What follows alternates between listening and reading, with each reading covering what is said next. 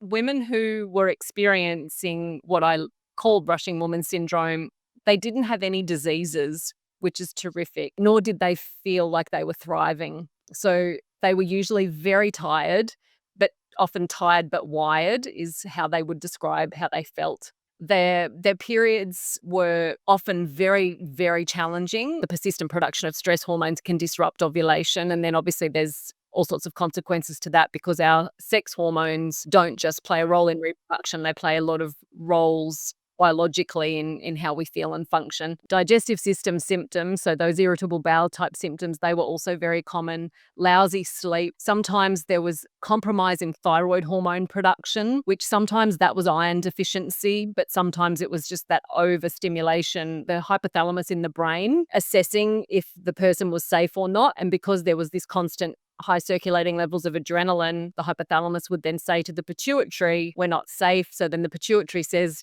to the thyroid, to the ovaries, to the adrenals, we're not safe, respond accordingly. So they're the instructions through a cascade of information coming from the brain. And so the thyroid had received the message for so long that life was in danger. So everything in the endocrine system eventually is compromised. So there was this cluster of symptoms, none of which was a disease, but the women just did not feel terrific at all with all the symptoms we've just touched on.